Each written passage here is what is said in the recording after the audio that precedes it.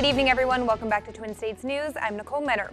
The 1-0 Mississippi State Bulldogs will head to Kansas State to take on the Wildcats this weekend as we move on to Week 2. This meeting will be the first between the two teams since 1977 and just the third overall. Here is Coach Joe Moorhead giving us a preview of what to expect from Kansas State. Kansas State's been to 8 straight bowls and are the third winningest team in the Big 12 since the start of the 2011 season. They returned 14 starters, went 8-5 last year, and had a win over UCLA in the Cactus Bowl. On offense, a fundamentally sound unit.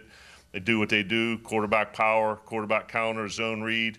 Play with 2 experienced dual-threat quarterbacks that force you to play with great eye discipline and gap integrity, and are very, very impressed with their offensive line. They average 22 starts a player.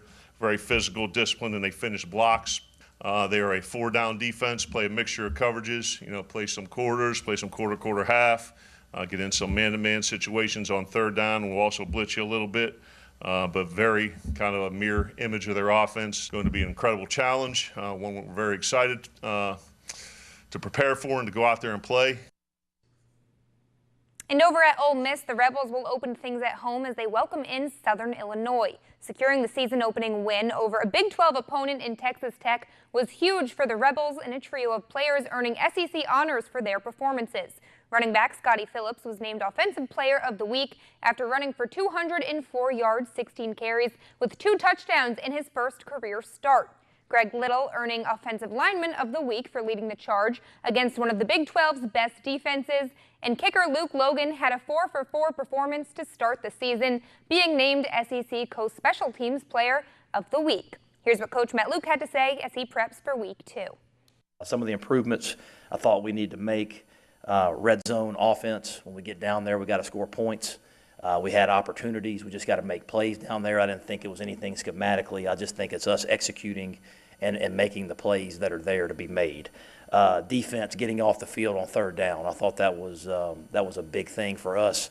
There's a couple times we had opportunities to get off the field on 3rd down that would eliminate long scoring drives. So I think 3rd down and then fitting our runs a little bit better. Just our run fits. They had a few of our run fits we need to clean up, especially in the red zone. We just had some MAs there. But overall, good win. It's always you always make your biggest improvement from game 1 to game 2, but it's good to be able to do that in a win. Saints defensive end Alex Okafor has been handed a lot of injuries in the last few years. While he was in the midst of coming back from a torn Achilles that kept him out most of 2017, Okafor had yet another setback last month when he went down at practice with a knee injury. Fast forward 3 weeks later, Okafor is a go for Game 1 against the Tampa Bay Bucks, and he promises us that he's completely healthy. I feel great right now. There's nothing hindering right now, nothing I need to be concerned about, and I can just go out there and play free and get after it. I feel great. I mean, we know these guys well. You play them twice a year, you know exactly what they're going to try to do to you, and you know the personnel very well. And I think anytime there's a division game, it gives you a little edge. So, it's kind of throughout the whole offseason we had that edge about us. Not just because we know what we have at stake this year, but also, like you said, because it's a division rival. So you obviously want to come out and beat them.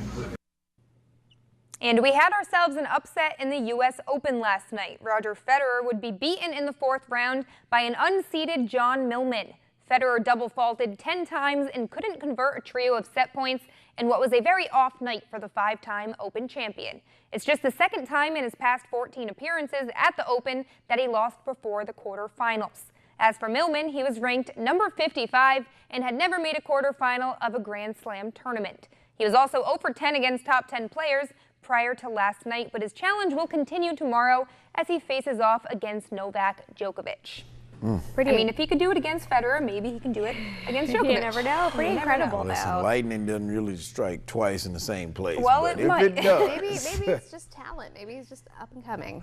I think maybe that's what it is. Could be. Could be.